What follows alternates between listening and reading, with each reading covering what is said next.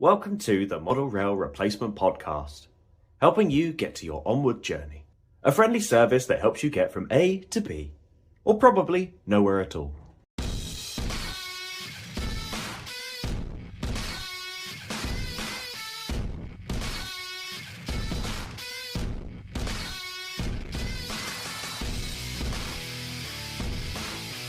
Hello, listener, and welcome to the Model Rail Replacement Podcast. I'm your host, James, and with me is co host and producer. Sam!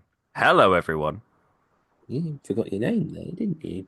Yeah, but with a clever bit of editing, you're just going to sound senile. Yeah, indeed. I'm just going to let everyone know that there was a long pause there, a very, very long pause. But there we go. How are you? Yeah, I am okay. How are you? I'm all right. I'm well. I'm still fighting this cold. I can't get rid of it. It's an awful one. But apart from that, I'm all good. Good. All good in the hood. You definitely sound better this week, which is obviously a much big bonus for us. Is that the right term? I don't know. Yes. Well, yeah.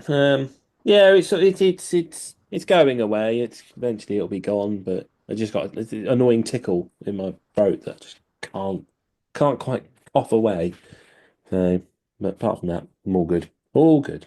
Been busy with my high street on the 009 build. That's been getting attention this week.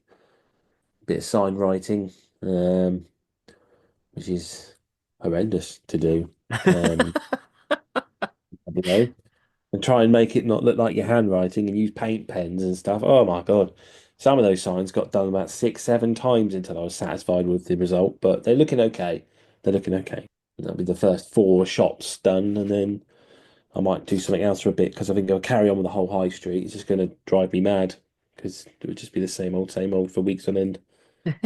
So, I mean, Yeah. have you been able to run trains and play trains for a little bit? No, Oh, no trains have run in here in a long time. Mostly because the double O layout is just covered in boxes. I've got bits that I'm going to sell. I've got bits that the boy's selling because he's going to TT. So all his Engage is going. So we're slowly packing it up, checking it, making sure it works, fixing any blemishes on any models and stuff like that. So slowly working through that. So yeah, nothing gets run. But I don't usually run things anyway. I'm more of a build modeler than a run trained modeler, I think. yeah, yeah. You are, but you know what? The builds that you come out with are really, really good. Yeah, thank you very much. That's So all yeah, right. what about you? What have you been up to? I have been causing absolute mayhem in my loft.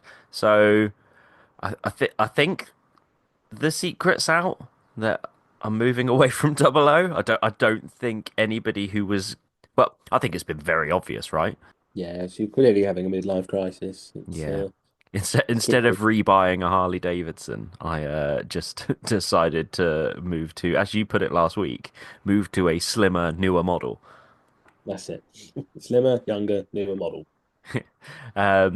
What is bonkers is so first of all, if you're interested in any really cheap points, let me know. I'm not sending FlexiTrack in the post because that's pointless. I'll lose money. Um, what is bonkers, and this is, I think, to James, he heard this probably 3 weeks ago now, but it's the fact that if you wanted to do first, second, third, and fourth radius on a TT layout, if you were making sort of your typical tabletop train set layout, that you can do 4 track mainline with some very tight curves in 3 foot depth, and that to me is bonkers. But It's the like a whole world, isn't it? it it is. I'm starting to see why people who are in N got excited with it, but I am very excited about the idea of starting a new layout. So the first question that most people who have figured all of this out have asked me is, what's happening with the old layout? The actual layout itself has been dismantled. Um, Port Creek is staying. That's not going anywhere. That is, especially for when it comes to photographing, weathering, and bits and bobs like that. That is definitely staying. I do want to finish that particular module because that is a very, in my opinion, nice scenic piece. So that is definitely what's here. But I have been selling a lot of stock. I've been breaking a lot of stuff down. I've been trying to make space and bits and bobs like that, whilst also, I guess, you and Peachy have been very sympathetic to my absolute bonkers ideas that I've been having about layout building. But Yes, I still can't quite get my head around your Scalextric style track plan, but you have to remember, it's not going to look like that when it's scenic. I just needed that as a track plan so that I knew what I could do with curves and stuff. Anyway, to all of you at home on this audio podcast, you're not going to understand what we're talking about. Basically, I'm building a TT layout, and eventually you'll start seeing something. But I do have my first models, and I have some rakes of coaches that when I can finally make something that can run on, I'll be able to run it round the loft. So I think we yeah. decided it was a folded dog bone with a kink. That was your plan. That's right, isn't it? I think that is the correct terminology for it. And because Peachy has any rail and a knowledge of TT, he has been very, very good to me and helped design my layout. So we'll see where that goes in the coming weeks. There we are. And then you'll just have to wait and wait and wait until, those third rail EMUs eventually appear because, they took their sweet, sweet time in the double O. They did indeed, and I mean, I've got a good choice of diesels to work with. That is something I do have, so I can at least work Well, with the that. other thing is, maybe Danny might be interested in having a go in TT 120, building a couple of units for you, give him something different to do, bash those Hornby HST chassis. Just floating ideas out there. Yeah, yeah, Danny, be a better friend. I don't mean There we that. are. Danny's a lovely friend. Yes, he's a very nice chap. Very nice chap. And if you do Simmet Show, go see his wonderful work, and he'll quite happily talk to you. I don't know how he does it all day, to be honest. I mean, chatting away all day about his models to everyone sounds exhausting, but he does it. So go on then. What have we got for news this week? Women's news. So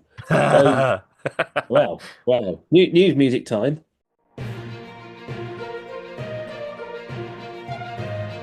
And then, yes, well, then, okay. So those chaps at Rapido, there was, I had a suspicion that something was coming some while ago because George Williamson mentioned something of working with them, and I thought that's an unusual one. He's a 009 modeler.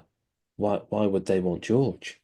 I mean, George is a very good modeler as well. Let's not forget that. And I don't know if there is a connection. I'm just 2 plus 2 equals 5 at the moment. However, last week a little post just popped up saying it's what was it 9 o'clock and there's 9 days to go until the Rapido news or whatever it was. Lots of 009s in that little Easter egg, and all has been revealed. And yeah, they weren't teasing. It wasn't. It's not just a 009 loco, is it? It's a whole range, which I wasn't expecting.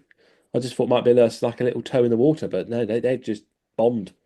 Just cannonball straight in the pool with this, which is great. So yeah, we have a Kerr Stewart long tank cider class locomotive in various liveries, including a very lovely blue. There's a bright yellow, red.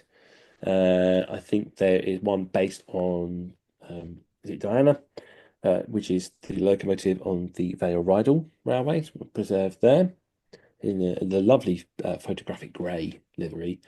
And then following that is a massive range of wagons to go with, which looks great. I mean, there's tank wagons, there's vans, there's brake vans. I think there's cane trucks, stake wagons, gunpowder vans. There's all sorts in this. It's absolutely incredible announcement, and I'm really pleased to see it because we have been a bit like, oh come on, Bachman, it's been a bit lacking recently in the old 009, and yeah, Rapido have stepped in and given us what we wanted. I think it's even like salt wagons like Saxa Salt and some of their typical brands like they've got the Guy Fawkes wagon that's back. Yeah, this is great, isn't it?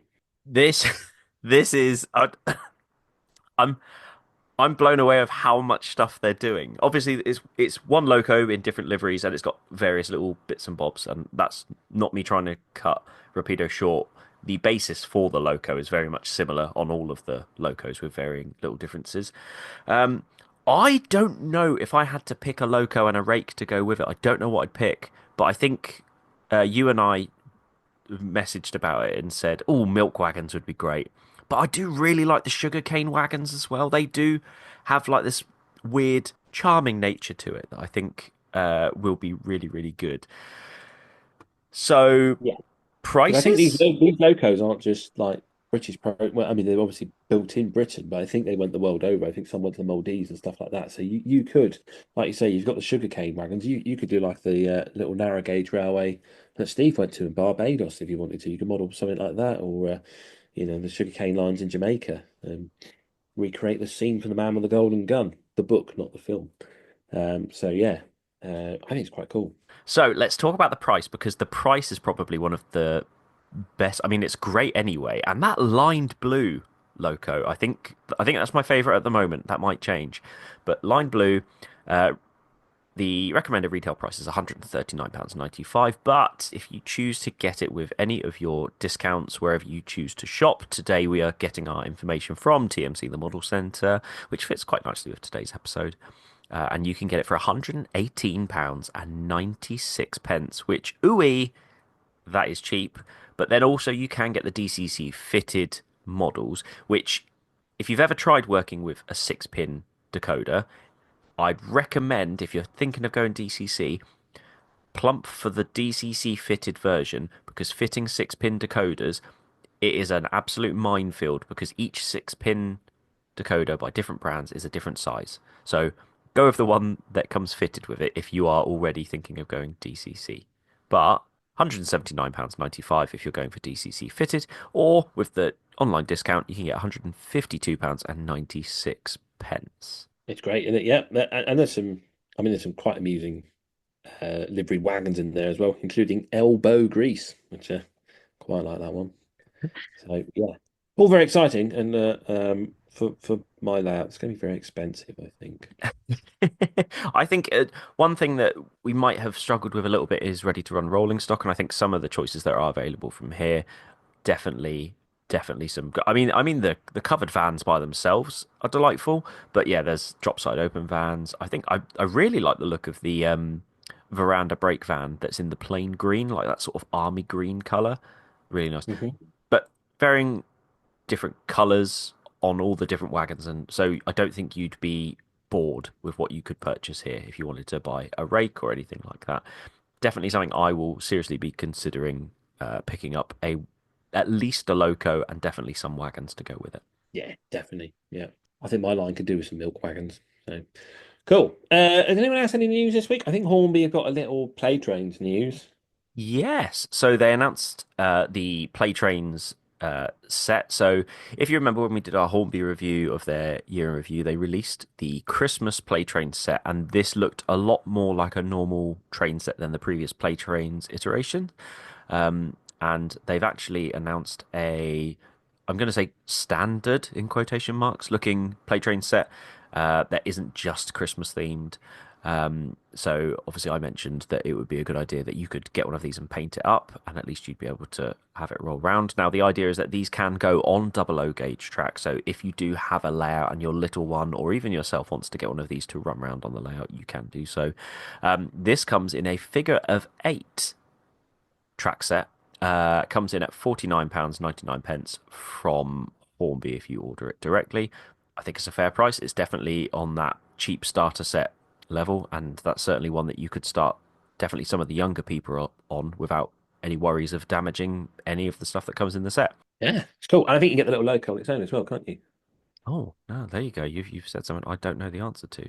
Let's say Yeah, no, no, I'm yes. sure. I'm sure Tom sent me a picture earlier. I mean, I think they're great, and you know who could do with them making tracks because every time they have an exhibition, they can't get things running in the morning because all the gremlins with the electrics. If they just had a couple of these play trains, remote control engines, they could just run them round whilst they're trying to sort things out, keep people entertained. Everyone's a winner. I'm I'm sure I'm sure Pete Waterman and the Rail Nuts would love these on their layout. All that hard work, all that detail, the modelling, it's just got these little. But yeah, it's just an idea. Just an idea. Cool. Right, I think that's it for news this week. I don't think there's anything else of anyone else. And No. If we have missed you, we have told you before, you need to email us at modelrailrp@outlook.com, and then we can talk about your news when we record. So it's live for Monday morning. Just saying, we're good at keeping secrets. Yeah. Yeah, yeah.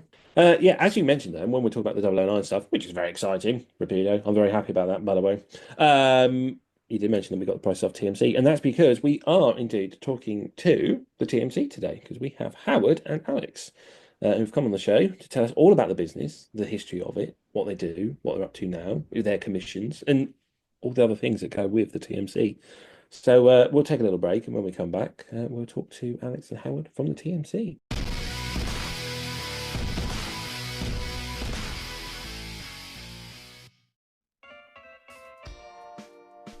Oh, that's lovely. Ooh. Oh, yeah, look at that. That's dirty. That is filthy. Sir, you can't get that out right now. Not in the middle of a dinner party. Why not? I want to show it to all of my guests. I'm afraid it's just not appropriate, sir. Nonsense, Wilson. Ladies and gentlemen, look at that. I say, has he whipped out his dirty shunter for us all to see? You can get your models weathered by Emperor's Path using just the airbrush for a light dusting, or alternatively, oil paints and airbrush to add that extra depth. Contact Emperor's Path on Instagram at emperors_path, or alternatively, emperorspathcontact@gmail.com. Emperor's Path Weathering. If it's not dirty, let's fix that. Only Emperor's Path makes it that dirty.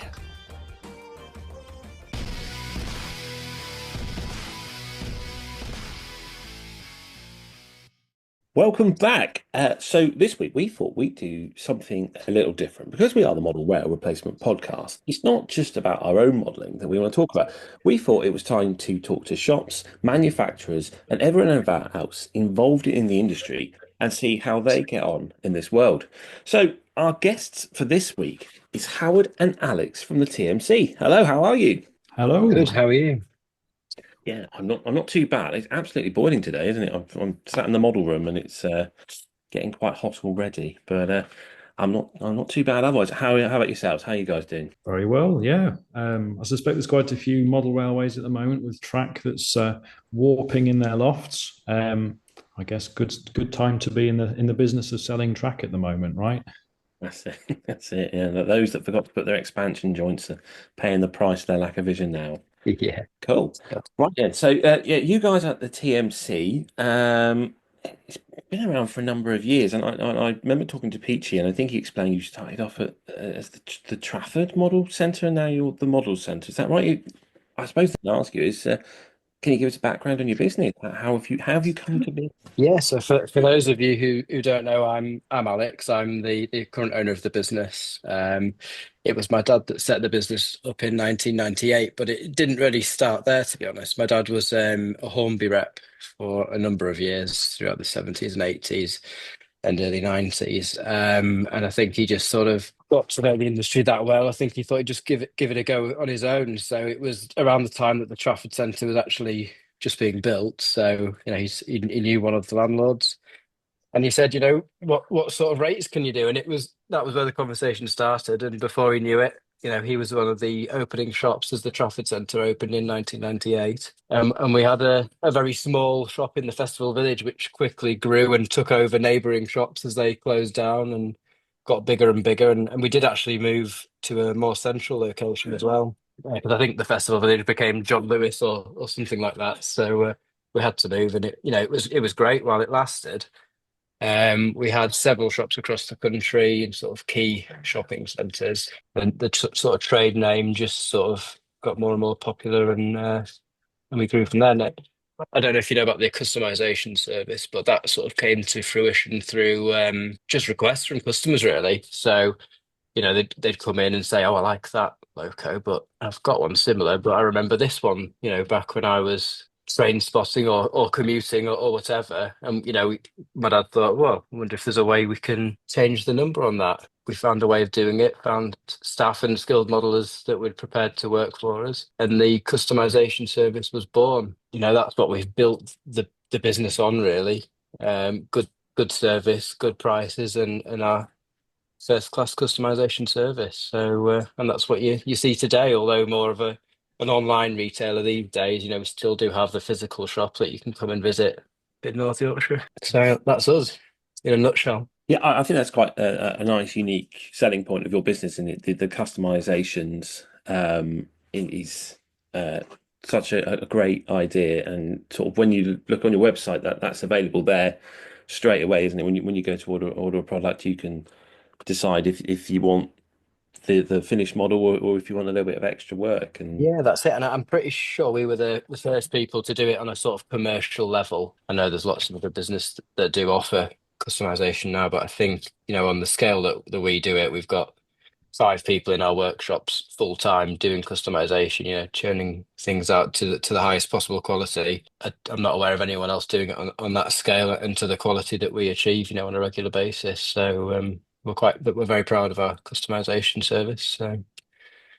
yeah, that's quite cool, isn't it? So, is it quite a high turnaround, like every week, of how many models you're sort of customizing? Does it sort of? Yeah, I don't have a figure, but we're just doing some improvements in the warehouse at the moment, and one of the sticking points was how do we dispatch these orders now they're customized? So, you know, just just from seeing that down there, I don't obviously get involved in the warehouse too often, but there was a lot of orders coming through that we needed to dispatch today, from the workshop. So it's nice to see, and people adding lots of accessories onto those orders as well, because for a number of years that was one of our sticking points, really. We've got this fantastic reputation for customization, but did you know we sell everything else in between? Your Pico track, your accessories, your buildings. We're a one-stop shop for everything, but it's nice to see how those customization orders, there's lots of items going out with the weathered locos and the weathered wagons. So Yeah, how would you doing your job right?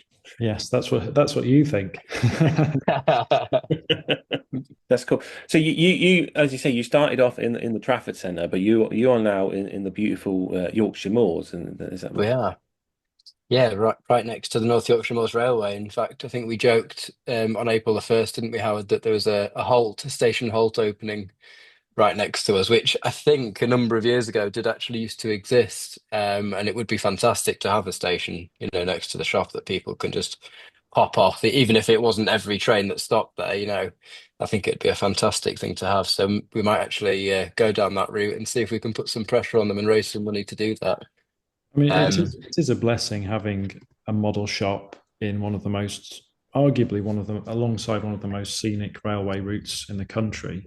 yeah, And it's not just a short route either. It's one you can really enjoy. It's not a sort of 5 minute train ride. Having that crossover between people who are at the station and, oh, while I'm here, I'll just pop up and see the guys at TMC, and before you know it, they've popped in the shop and they've come away with lots of things that they didn't know they even wanted. I think that's actually yeah, that's something that's quite popular with railway modelers. Is a lot of it is impulse purchases, and having the physical shop, which is not only a requirement for a number of trade accounts, but having that shop, that physical shop, draws people in. It's a destination. It's somewhere to go. Somewhere to go just to have a bit of advice as well, or a chat with like-minded people. We do discover quite a lot of people, despite all the commentary that goes on about it being a dying hobby. We do have a lot of people that come in the shop that are just starting out. And we're not just talking tens here, we're talking hundreds a year. And they're just looking for advice. What is DCC? How do I program this decoder? All things which are quite complicated to ask online if you're not sure where to go for advice. I mean, we're all sort of a little bit au fait with which forums to use and which Facebook groups are the go-to ones. But for somebody who's a complete novice, perhaps early retirement isn't completely up to speed with perhaps Facebook or Instagram. Having a shop on your doorstep or a destination shop, it's just there to reassure them, and that there's always somebody. That's something that we we pride ourselves in as well, I think is something important to say, is that it's not just about selling you a model, whatever that model is. It's about providing the aftercare and the customer services that go along with that model once you've received it. So, things don't always go to plan. You might have a faulty model from the factory. Obviously, that's in our remit to make sure that you're a satisfied customer. So we're here. Just like to add there as well, it's quite humbling to see, people drive 2, 3, even 4 hours each way just to come and see us, So it's really nice to see people making that effort. And you would think those people were coming up for a holiday, but they're not. They're driving back the same day, and they've literally just come to get all that stuff you was mentioning there, how that advice, that seeing the model in person, and for whatever reason they've chosen us out of all the other people. So Yeah. we're really grateful for that, and we love to see it. And the kettle's always on, isn't it? Customers come Oh yeah. Yeah. and they're wanting to spend time with us, so we're always here. No, that sounds great. That's the sign of a really good model shop, isn't it? And like you say, you are in probably one of the most next to one of the most beautiful preserved railways in the country. I absolutely love the Little Yorkshire Moors Railway. So you've got that as well. That's a plus side. And like you say, I think the physical shops are like really are needed. Like the impulse purchasing, I think we all like to do that.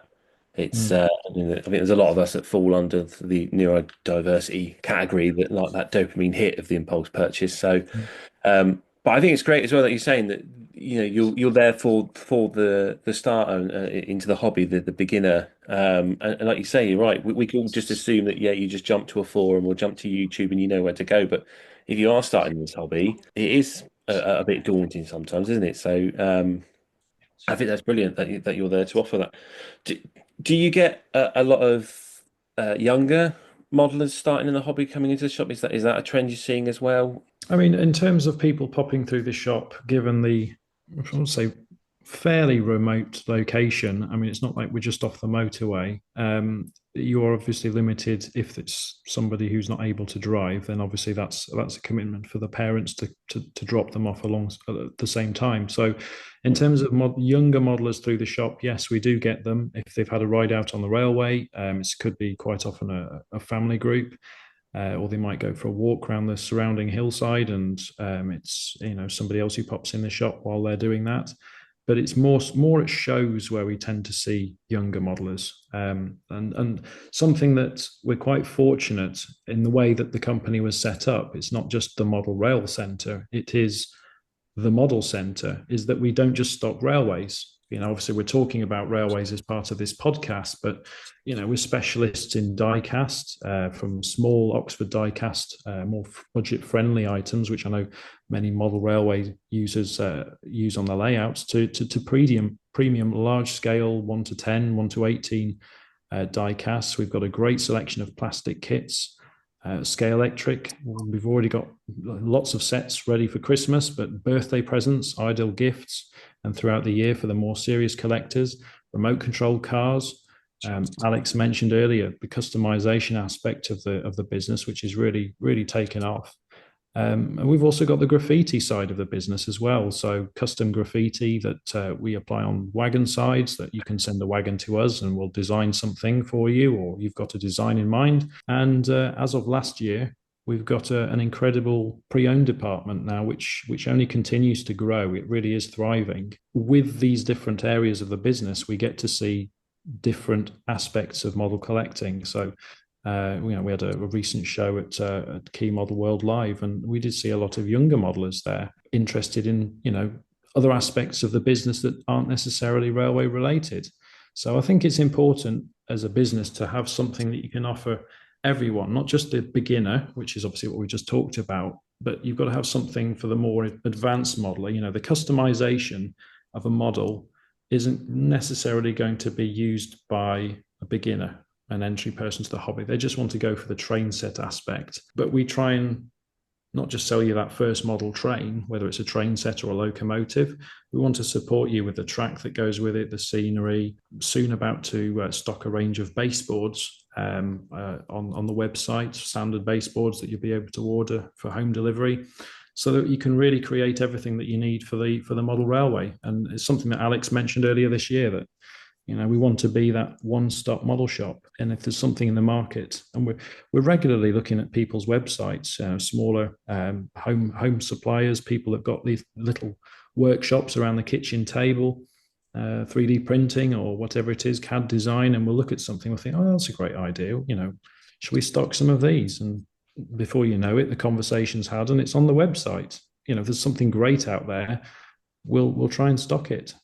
That's great, isn't it? That's yeah, I think that's the best of a model shop, isn't it? The one-stop shop where you can get everything. Interesting you say about looking online and what other people do and that. And obviously, yourselves have worked hard in trying to sort of stay relevant in that competitive online market. So you've sort of expanded, which I don't think I've seen any other model shop do this. But like last year, you did the TMC challenge. So how's that sort of come about? That sort of idea of doing these sort of things.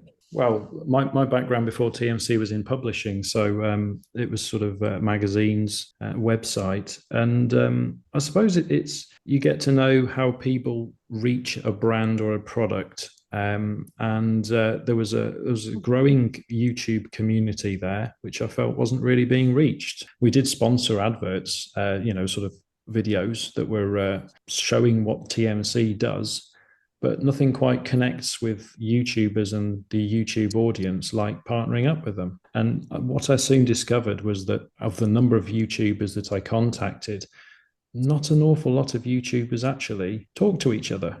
They've all sort of got their separate silos and channels, and they might wave and say hi to each other at a show, but they didn't actually know each other that well. So I thought, well, we've got this great railway on the doorstep. Why don't we reach out to these YouTubers, invite them along for a competition?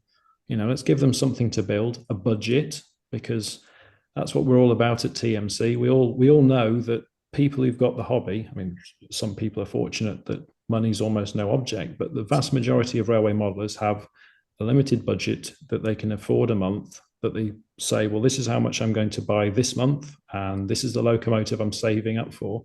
So let's give them a budget that they can work to that's realistic, and see if they can build this diorama, and we'll give them 24 hours. And we hired Goathland Village Hall, didn't we, Alex? Well, there wasn't our first choice, so we're going to mention that. Yeah, well, yes. Well, I suppose we can mention it here because it is quite funny. So we bought a marquee, and you should have seen us trying to set this marquee up in the wind. I mean, this thing took off like a parasail. Because it was like July, wasn't it? We were doing this. We thought you're not going to have any problems with the weather, maybe a little bit of rain, but we weren't expecting wind quite like that. It was some like 30, 40 mile an hour winds, wasn't it? And to cut a long story short, there was 6 YouTubers hanging off each edge of this marquee, and then when we did finally get it fastened, all of the rivets, were pulled out of the actual frame. That's how strong the wind was. So there was no way we were getting this marquee set up. And we had a competition with no venue, didn't we, Howard? So we had to think outside the box a little bit. And the Village Hall was the next option. Luckily, it was free, and we got in there, didn't we? Yeah. And it's something that all the YouTubers really enjoyed. They keep asking me and pestering me for another competition in this year. There are some plans afoot. So if anybody watching this would like to see another TMC YouTube challenge, then let us know. Send us a message or an email, or just give us a call. Or podcast hosts. Yeah. Well, if you're looking for the next Anton deck, we're happy to jump on board. That sounds good to me. No, I really enjoyed it. I thought it was really good, and I think you're right. It is a strange world of YouTubers because I don't think they really do talk to each other. I think there's like that. There's a tight little network. Well, they do sort of now, but it's just breaking the ice, isn't it? I think that's one of the things in the hobby is that the hobby of model collecting and model making and model building is perhaps favored by introverts, and meeting new people and going out there and saying who you are and what you want to do and do you want to collaborate is perhaps a little bit daunting for some people, but put them all together and within an hour, everyone's brilliant. Everyone gets along great, and throw some free. There was some good banter, wasn't there? Yeah, free food. Yeah, always love free food. But yeah, no, I mean, I really liked it, and I think, I mean, by you guys doing that, that sort of that opened up the world to us of other guests that we've had on the show. You know, because it was via Tom that we had Chris come on, and Chris has introduced us to other people, and you know, like you say, that all of a sudden there's this big network of YouTubers that all know each other, and it's all for the better. Mm. Uh, and yeah, anyone who hasn't seen it, it's on your TMC channel, and then the contestants also did side videos to go along with that, haven't they? So you can go follow Craig at Iron Horse, and you can see what he's done. Tom at Buggles Kelly, I think Jenny did a video as well, and Chris has done one at Peachy TT120, and I think Laurie, he was also on it. So a nice mix of people from different parts of the hobby too. I thought that was quite good. Thank you. Yeah, you sort of see it from all angles as well. Then, what's their take on it? What did they do differently? It was good, wasn't it? Yeah. Good to watch. Yeah. So our version was the truth, and then you had sort of the distorted reality. Yes. But in all fairness, though, it was a beast to edit. There was about 9 cameras, about multiple sources for audio, and because it's over a 24-hour period, you can imagine the amount of footage to source to sift through. I suppose it's easier when you film it yourself and you can bin it all up and edit it, but when it's not being filmed by you and you don't know what they've filmed, it was a big old task to do. Mm. So I think we might need to rethink it this year, perhaps hiring some camera help. Yeah, it was nice for a few of the comments on YouTube. They were saying sort of Top Gear vibes, and that was exactly the sort of vibe we were going for, wasn't it? So it was nice to sort of see that really came through, and all the effort that we put into editing that. So yeah, it's a hobby at the end of the day. All model making and model building is a hobby. It's supposed to be enjoyable, and I know people take that to the extreme at times with realism, etc. But sometimes it just gets a bit too serious, and it's stripping it back a few levels to, this is supposed to be enjoyable, an enjoyable build. It's supposed to be done for fun because you enjoy it. It's a hobby. That's what hobbies are there for. So let's make it fun. Let's have a laugh, get some giggles out of it in the process. Sometimes it's at the expense of somebody, but it's what it's all about, having fun. Yeah, that's it, isn't it? It's I think there are people sometimes that do take it too seriously, and I know there are those out there that enjoy the historical research, the accuracy, and everything that comes with it that way. But like you said, there's lots of us that just like to build a model railway because we just enjoy running the trains round, or just like to create the scenes. And it should be fun because it is a hobby, and it's supposed to be time to relax and not take life too seriously. So I think that's the right approach towards it, isn't it? So we talked about that you have a physical shop, and I think we've touched on this already, but how important do you think a physical shop is to the customer? I would say, from my point of view, as a online business, owner, at first it's a headache because you've got to think, is this stock for sale online? Do we use it as a picking location from the warehouse? Are they constantly going to be emptying the shop and then replenishing it from the warehouse? There's lots of logistical issues involved with having a shop as well as an online business. But then you sort of see the joy it brings to people, customers visiting, and you see how you can present the products in a completely different way to that you can on a website. And I think you start to see, why the suppliers sort of put that as a term for having an account with them, because it's at the end of the day you're showcasing their products, and they want to ensure you're not just a pop-up retailer here today, gone tomorrow. You're marketing and you're investing in their future as well as your own.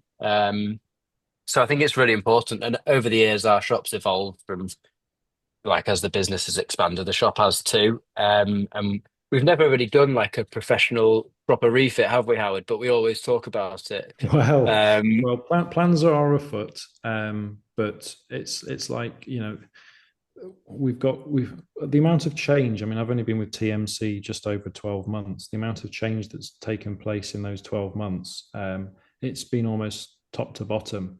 It's been massive investment, don't get me wrong, but it's future proofing the business. and speeding things up. Processes that would have taken perhaps 5 minutes in the past now take 30 seconds. And we're going through that transition phase where it's everything, because natural growth is taking place. Some things that were great 12 months ago no longer fit for purpose. And it's incredible to see. It really is. I mean, if you guys were able to come up, we could show you around the business at some point. I mean, we openly invite MDs around from different manufacturers and to have a look and see how much things have changed at TMC. Really is something to see. I've always wanted to come and have a look, and I didn't realise how close it was because years ago I went to the North Yorkshire Moors Railway just because, and I wish I'd known that TMC was so close because I would have hopped in. But it's certainly, I've got family up in Leeds, so a little bit of a hop, skip, and jump away, and maybe I'll pop over It's next time I'm up. not too far, is it? Mm. But we're like 3 miles away from the closest station at Goathland. But we don't really advertise that because it's like 3 miles in maybe a town or a city. Most people could walk that. But here it's sort of up, down, and Yeah. uneven terrain. So, people would turn up in inappropriate footwear and maybe it would just be too much for them. So, we say the best way to get to us is by car. But yeah, Or anyone's helicopter if welcome. you're feeling rich. Yeah, if you're feeling flush, why not? Yeah. Definitely need that halt then putting on the railway. And Definitely it would change things definitely for us, for the shop visitors. I'd love that. You could take the train to Whitby and come back and then hop off and go around the model shop. And Yeah, we'd probably put like a nice cafe in. To be honest, if we got enough, people, it would change the dynamic of the shop completely. I think it would be really nice. So Just because you want free cake all the time. 100%, and coffee. But that's it, isn't it? I've always, especially when you're near a sort of preserved railway, you sort of expect to find a model shop somewhere nearby. You go, well, there must be something there. Well, near a railway. lot of the heritage railways, like you say, do have their own model shops on site, and the NYMR. I mean, when we had the meeting with them for the YouTube challenge, they do actually have a model shop on site at one of the stations. Very, very small. It's only like a small cabinet with a few things in, but they'd never actually heard of TMC, which was quite incredible. I know it's a fairly recent team that they've got there for the marketing side, but it just goes to show that word of mouth does take some time to go around when you're somebody new starting at a place like that. But a lot of our customers have actually been recommended on word of mouth. And it's like, well, I've heard great things about TMC. I'll give TMC a go. And before you know it, they're continually shopping with us. We see the names on the customer orders time and time again. It's quite phenomenal, really, that people, we love it that people trust us and put their faith in us to deliver. And it's great to see. Yeah, no, I think it's great because I think I remember, the old railway modelers and that, and seeing adverts for the Trafford Model Centre, and I think there was like a blip where maybe didn't notice your presence as much, but once Hatton sort of disappeared, I personally noticed that TMC has become more and more well known. It's more in the magazines, sort of much more in the public consciousness. I think you've definitely, to me, seem to be becoming one of the more bigger shops, which obviously is a sign of good customer service. Yeah, 100%. But I think we took on sort of 6 or 7 staff from Hatton's as they closed down. And those staff, a lot of them actually had customers they brought with them, who'd like to deal with them. So they brought customers across, and then obviously customers speak to customers, and through word of mouth, I think it's grown. But also, I suppose everyone who shopped with Hatton's suddenly needed a new retailer, and you only have to look at our Trustpilot reviews to see, we're one of the leading model railway shops in the UK.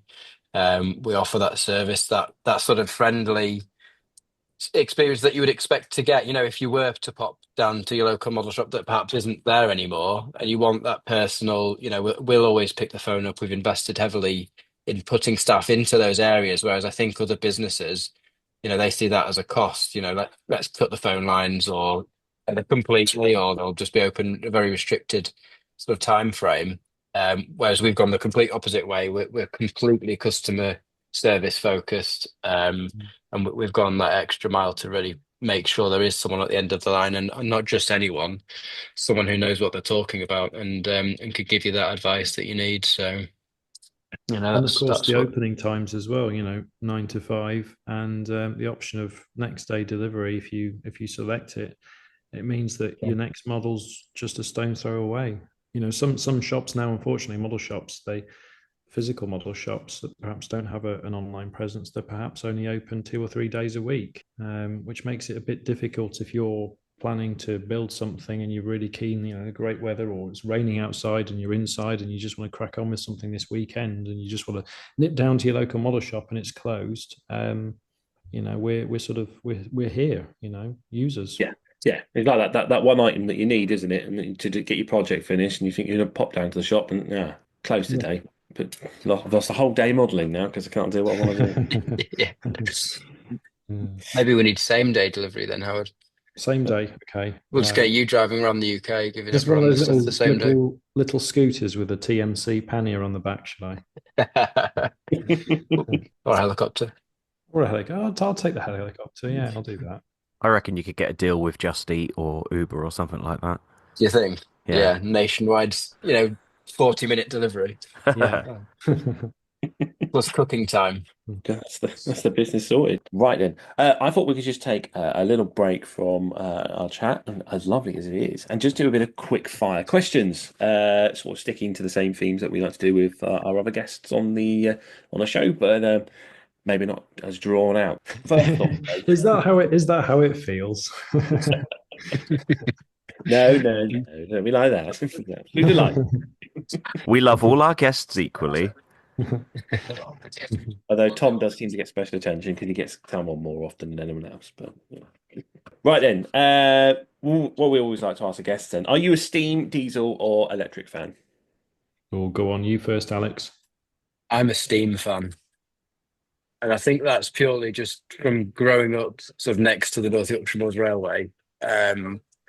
And just the history behind, everything you see down on the engine sheds and the local walks around. You see all the infrastructure that's left over from those days of sort of coal mining and whatever around this area. I just think it's incredible, what they achieved all those years ago. So yeah, for me, steam is just more interesting for me. How about you, Howard? Well, though I can sympathise with steam, and I think completely right there with that. The railway, it's the kids naturally gravitate towards a steam locomotive because it's far more animated. It hisses, it puffs. So you're calling me a child? not no, I'm not. But no, I actually go with diesel first, and then steam, and then probably electric after that. And I think it's to do with just what I saw as a child growing up. Diesel was always, the twilight of BR. Diesels that were clapped out, leaking oil, and really bad mechanical condition. But just the sound, I like my cars as well, and it's always diesel and petrol engines that sort of fascinate me. I mean, steam I do sympathise with, and it's great mechanical engineering, but then, of course, if you had a Santa special, I wouldn't want it to be diesel hauled. I want it to be steam hauled. So that's fair enough. Although I went to the Warwickshire Railway once when my daughter was about 3, and they had a DMU car running instead of the steam special. It was one of the best days out we ever had. It was singing and all sorts on there. Father Christmas even came right through the train. Oh yeah, mulled wine was flowing, was it? That was it. So yeah, it was just a good day out. But I think the magic of steam definitely for specials definitely that's what you want, isn't it? Cool. Right then, do you have a favourite scale?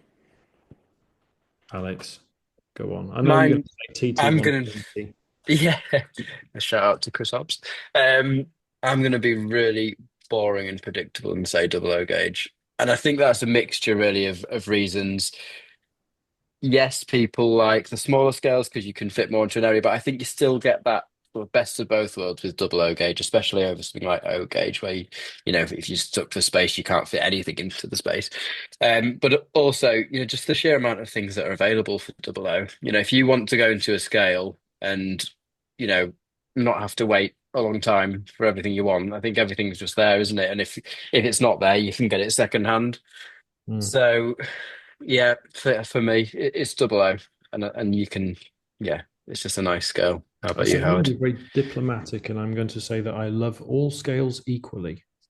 That's really boring though. You've got to choose one. Even But P4, EM. but I prefer 10 1/4 inch gauge miniature engineering more. There you are. That would be my little sentence. Yeah. Yeah. I mean, Are you gonna explain why? well, I suppose it's something I've had on the go now for a number of years, and it's all in the sort of computer phased, CAD engineering drawings, etc. But to build a 10 1/4 inch gauge class 47, it's not a 2 year project, as you can imagine. And it was the Stapleford Park Miniature Railway on the doorstep. A couple of times a year. It's actually closed to members, but fascinating history with this park. It was in previous life, it was a zoo, and you could take the miniature train and sort of explore what's now left of that area. There was actually an episode of The Avengers filmed on site where she was tied to the tracks and threatened to be run over with this miniature railway. Yeah, it's a really, if anybody wants to go there, they've got only 2 open days a year. I think the next one's coming up. It's in July, so it could be quite timely for this airing actually. And they've got some vintage vehicles on site, old tractors, cars. I think there's even usually every year there's an organ that goes as well, all automated.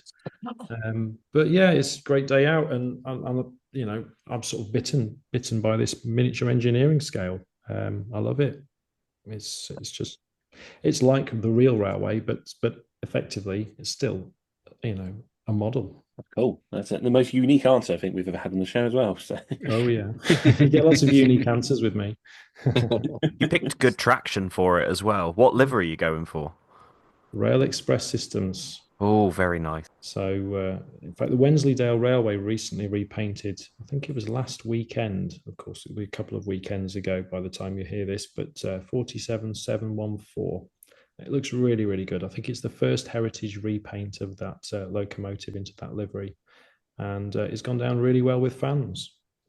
So it just goes to show that the modern railway now has a place on the heritage railway.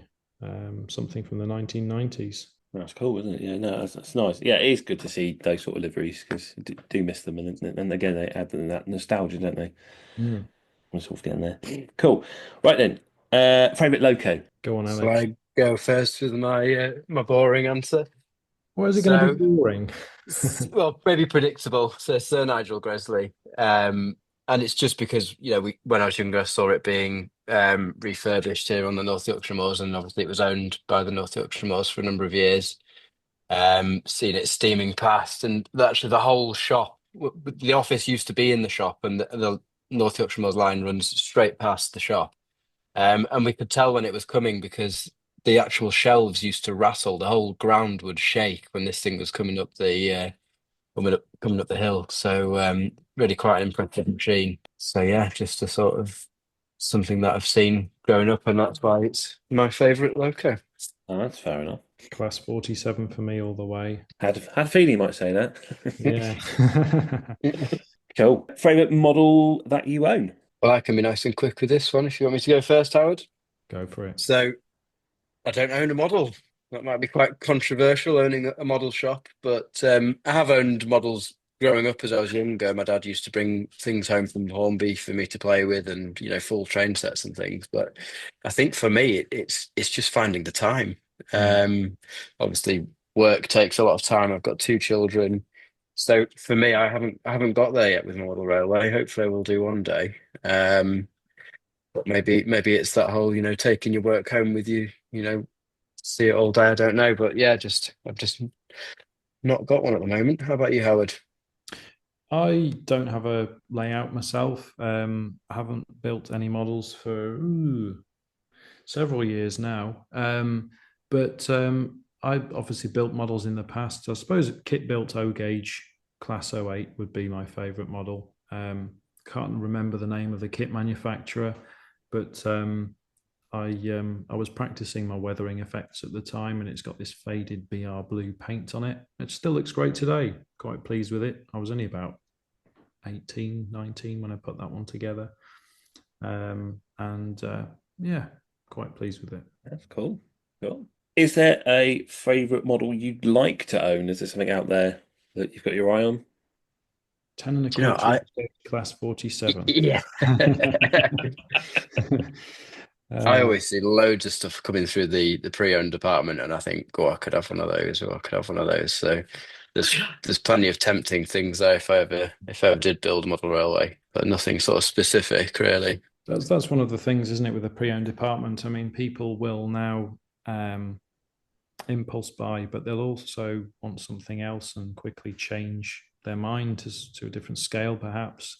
And you'll see stuff pass through the department that's barely been out of the box. And people really are getting a great deal. And quite often we get an email saying, I can't believe how great this model is. It's hardly ever been run, or it's never been run. There is a lot of model collectors out there, not model runners per se, but model collectors. They like the look of an ornate livery on a locomotive. They'll buy it, they'll add it to the collection, and it never leaves the box until the day they sadly pass away, or somebody else, takes on the collection and disposes of it. Yeah. I've actually had a couple of models from you guys, because you tend to get quite a few sort of Somerset and Dorset allocated locomotives, so I've been picking them up, and yeah, like you say, there's at least two spring to mind that I swear are brand new. It's surprising how many collections you get that have just never been out of the box, Yeah. But great price as well, because you haven't got a lot of people complain about that, reaching the £200 mark these days, but the pre-owned stuff, it tends to sit at a nice reasonable price. Yeah.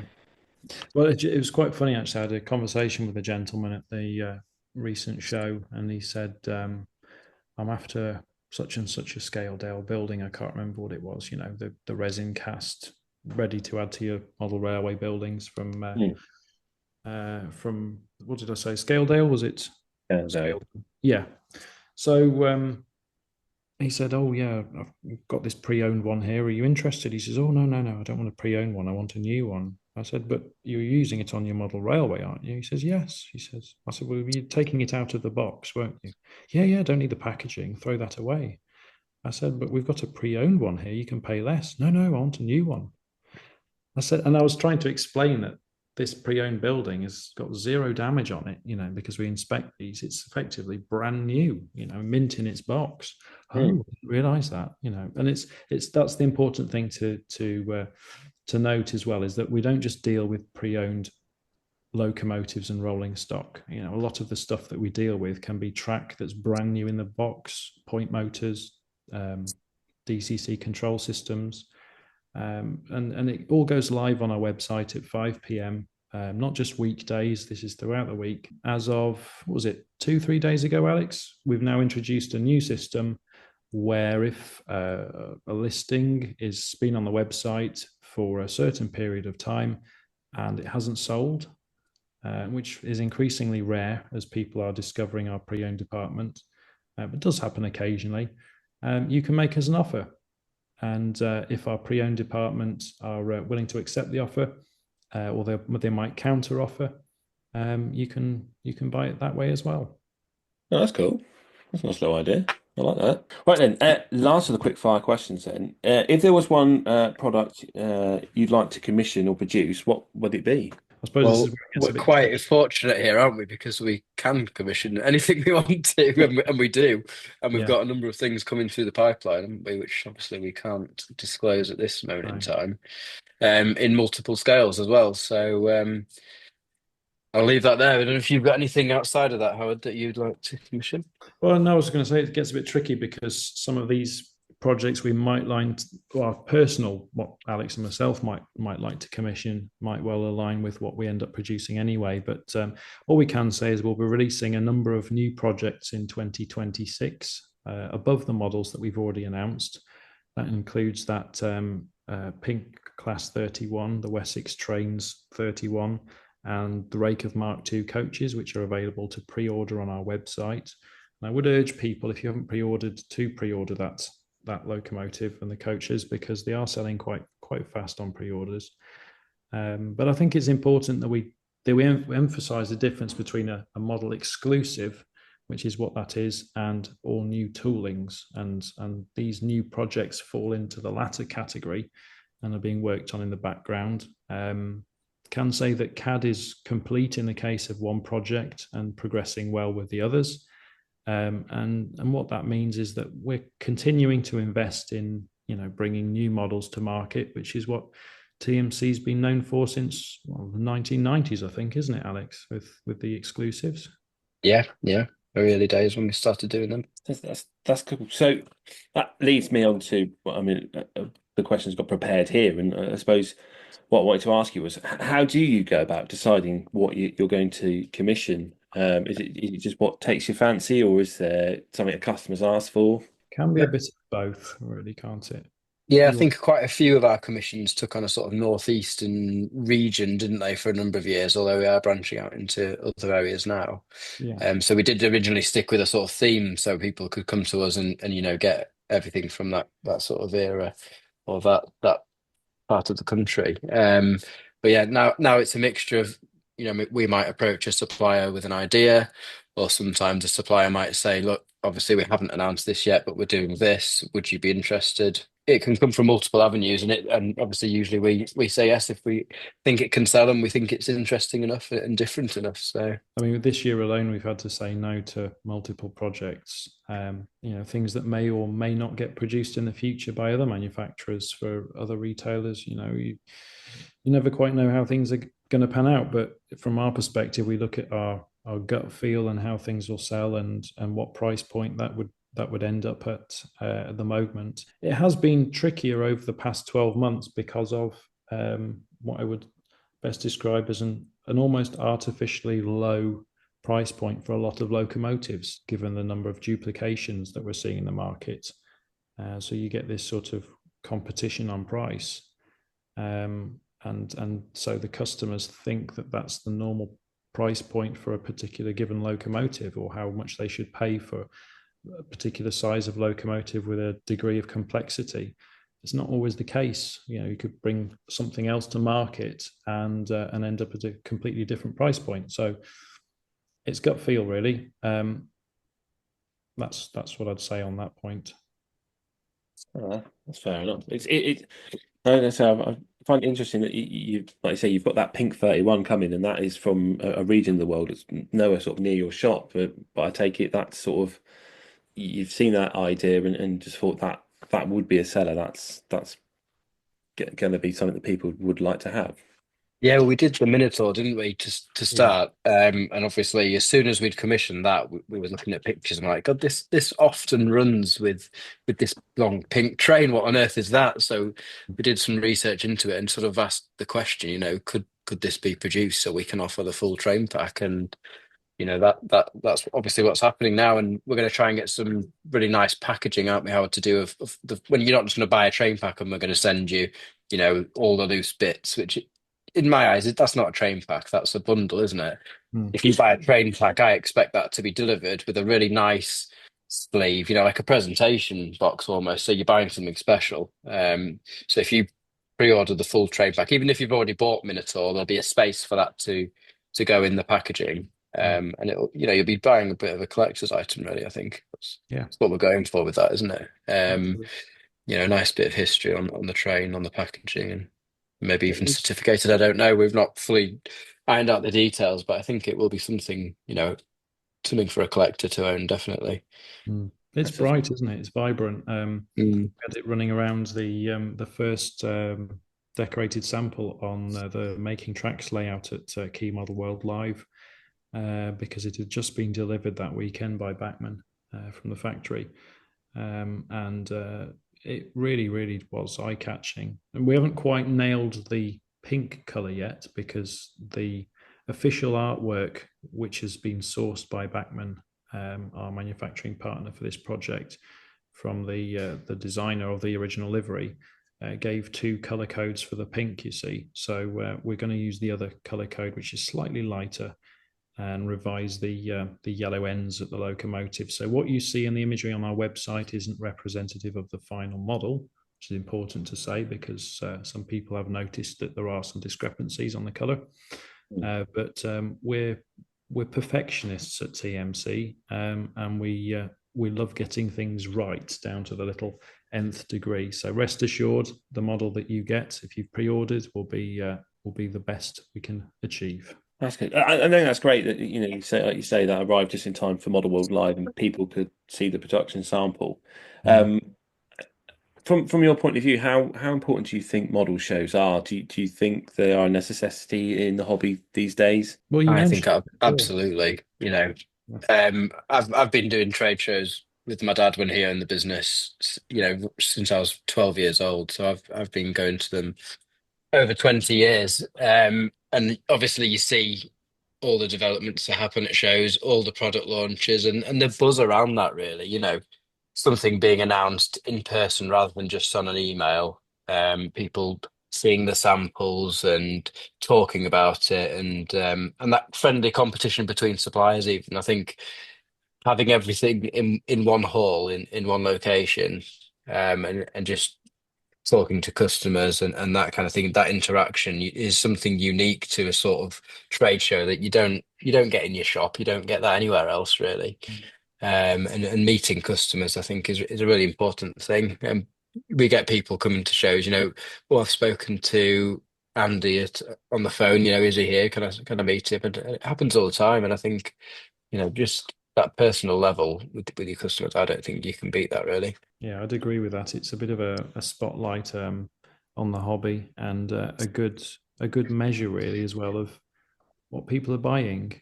Yeah, and I We've suppose actually a measure of how well the industry is doing because we get Yeah, figures from the organisers, how many people were through the door, and I think yeah, increasingly so we're hearing, we had to close the doors because we're actually up to capacity, and that is not something I've ever seen in the 20 years I've been going to trade shows. So I think the hobby is booming at the moment. And you hear, don't you? You hear the people saying, well, look at the age of the modelers. It's not going to be around in 20 years, in 10 years. But I was speaking to my dad about that, and he said in the 70s when he was rapping, going around all the model shops selling Hornby products, he said it was the exact same thing. All the industry is doomed, and here we are. 50 something years later. So yeah, 100%. It's a booming hobby, and I think it will be for many years to come. Yeah, I think it's a bit like what you say, isn't it? It's people around our age. I'm quite lucky. I have that little bit of spare time to do the hobby, but not everyone does because everyone's got that. They've got the family to raise, they've got jobs to go to, bills to pay, and it is a bit of a sort of later life hobby when that disposable income comes a bit more readily available. Maybe the children have moved out, and you do have a spare room. You can stick that model railway in, and maybe that's sort of the turnaround point of people coming into the hobby, isn't it? It's maybe that's why. Yeah, definitely. It's like I said, at the moment, I don't have time to do a hobby like that. But as people, they sort of in the late 40s, 50s, they're sort of winding down. They're not in the peak of their career anymore. They suddenly got all this free time. Kids have left home. That's when you come back into it and start to really enjoy your hobby again, isn't it? So Yeah. yeah. I mean, shows for us is an important aspect of showing off the business, putting ourselves in the best light, having those display cabinets of all the custom models that you can see up close. I think that's what draws people into the stands. yeah, It's and not. I'd just like to add there, really, we've always put that importance on the customer service, the meeting customers, and there's not a year we've missed going to at least 5 trade shows, apart from I think COVID year, which obviously they weren't happening. So, we do really try to put ourselves out there, and you know, do we make money at trade shows? I would say probably not. But we No, see that no. as it's a marketing exercise. It's a PR exercise, and we're bringing joy to those people who do want to make that effort to go to a trade show. No, I think it's good, and like you say, that you have that advantage that your models are in the cabinets, and with all that extra work that you do in regards to weathering, the graffiti, and that people can have a look, and because sometimes you can't really tell with an image on a computer if it's for you or not, but you do have that advantage that you can see it with your own eyes and decide if you like what's been produced, I suppose. And you can't quite put a value on the customers that don't necessarily order from you at the show, but go home. You're at the back of their mind next time they want something. They're like, oh, yeah, I remember TMC did that, or they had one of those, or I saw the weathered loco I liked in their cabinet, I want mine doing like that, and they place the order there and then. And you can never quantify that in a spreadsheet. We are quite analytical. You know, we look at where our customers are coming from and what they like and what they want, but there's always going to be an element of surprise that you're not quite sure of, you know, what people, how people remember the brand and your name. You know, is it from magazine advertising? Is it from shows? Is it from social media, video sponsorships? For the first time this year, we'll actually be attending the Goodwood Revival, which is great gathering of motorsport racing down south, and we'll be having our stand there, 12 meter by 6, showcasing just premium diecast. Again, it's a step in the toe in the water for us into the premium diecast market. But if you And you get to go to Goodwood Revival, Howard. And I get to go to Goodwood Revival. Yeah, get my racing helmet on and burn some tyres. Where's Howard on the trade stand? Oh, he's just gone to look at the so and so go up the track. Yeah, he's gone. That's cool. That's cool. Awesome stuff. Right. Well, I think that brings us to the end of our interview, and it's been an absolute pleasure talking to you guys. I'm so pleased you came on the show. Really appreciate it. Thank you for having us. Yeah, no problem. Cool. Yeah, thank you very much. I'm sure our listeners enjoyed getting insight into your business, and it certainly has opened my eyes to understand it a little bit more, and appreciate that. So thank you very much for coming on. No problem. Thank you. We're going to take a little break, and when we come back, we'll do our Call Attention Corner.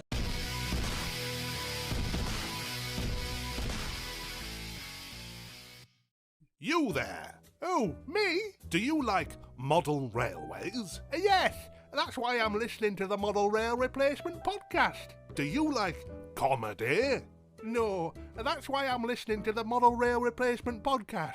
If you like model railways and comedy, head over to BugglesKellyStation.com.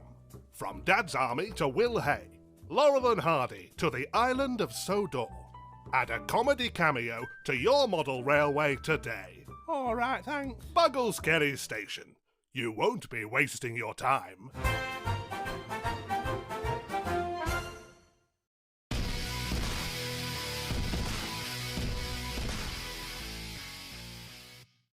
Right then, we're back, and we'll start off with Call Attention Corner. And this week we've got Cameron Telfer, who's emailed us to tell us all about his Facebook page, which is the Model Railway Enthusiasts Group, and it's pretty good. It's got 25,000 members, including Craig from Ironhorse. I can see his mugshot in the listings of members there. So yeah, it's a nice little group there for people to get a part of. And he says they're a friendly group and welcome one and all for those wanting to show their modelling journey. So yeah, if you just go onto Facebook and have a look for it, it's the Model Railway Enthusiasts Group. There we go. Right then, should we go to the exhibition calendar? First up then, for the weekend of Friday the 23rd to Saturday the 24th, a bit of an odd one, but there we are. Scarborough area model trains. Last train to Whitby, 60 years since passenger train operated. That's at Scarborough Library at Vernon Road, Scarborough, North Yorkshire. Is that the one Peachy wanted us to shout out? That is the one that Peachy wanted us to shout out, and you've done a cracking job on it. Well done, James. First one. There you are, Chris. Right, following that, Saturday the 24th, the Gosport Model Railway Club Open Day and Exhibition at St Mary's Church Parish Centre, Green Road, Aberstoke, Gosport, Hampshire. The 24th is the Billericay MRG Annual Railway Exhibition at Hanakis Farm Community Centre, Rosby Avenue, Billericay, Essex. 24th is the de Havilland Model Railway Society Model Railway Show at Bramfield Village Hall in Bury Lane, Bramfield, Hertfordshire. Sawyer Models on the 24th has their 11th anniversary birthday bash at Sawyer Models 119 Bradshaw Gate, Lee, Greater Manchester. If you know it's Sawyer Models, as you know it is. Saturday the 24th also sees the Sussex Vintage Model Railway Collectors at the Vintage Model Railway Show at Plumpton Village Hall in Westgate, Plumpton Green, East Sussex.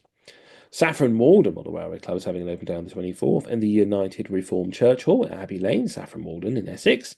On the 24th and 25th, the Risborough District Model Railway Club, which we talked about last week in the Call Attention Corner, is having RailX 2025 at the Stoke Mandeville Stadium at Stadium Approach, Aylesbury, Buckinghamshire. There's also a free bus. Well, there should be a free bus running from Aylesbury Station, so you don't have to try and cram into that very, very tiny car park there.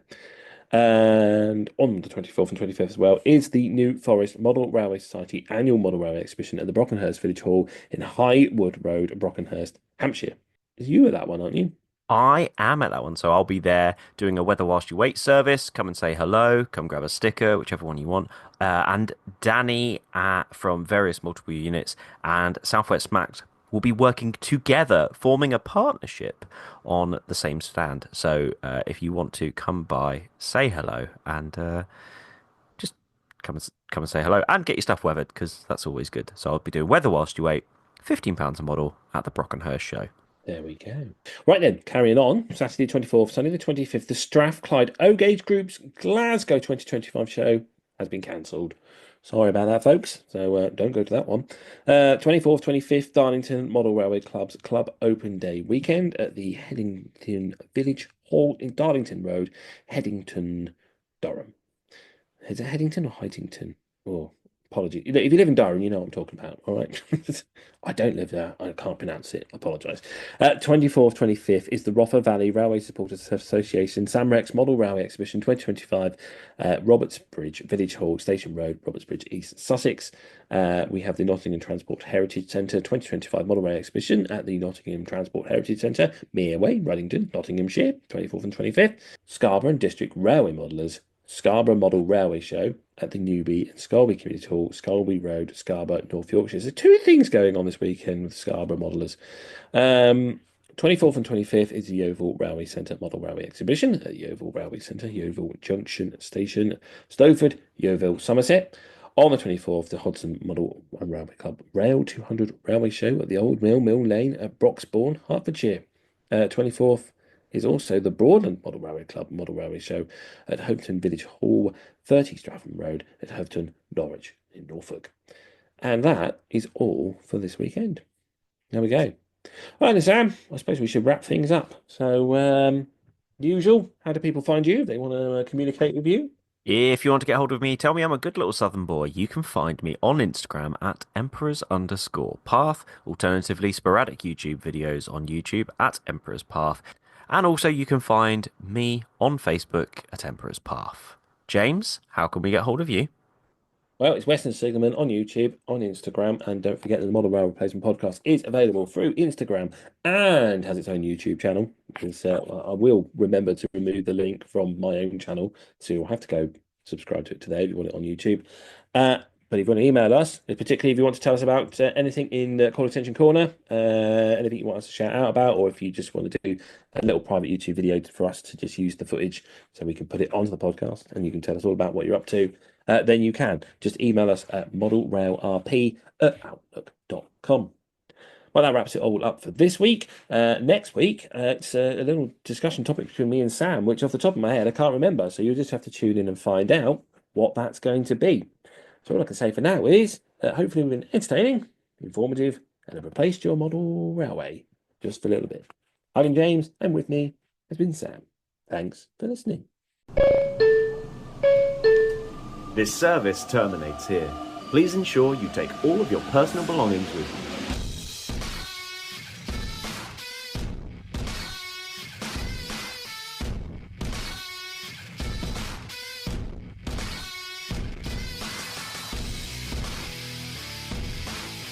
Hello, listeners. We've got some very exciting news. Do you want to be part of the podcast? Do you want to join the team? Well, an exciting opportunity has come up to allow you to be part of the Model Rail Replacement Podcast. And here's Sam with the details. This episode is brought to you by Patreon. A huge thank you to our Patreons for their support. If you'd like to help support the show, you can head over to Patreon and search Model Rail Replacement Podcast, where you can show your support and be part of the team. Hurry, there's unlimited places.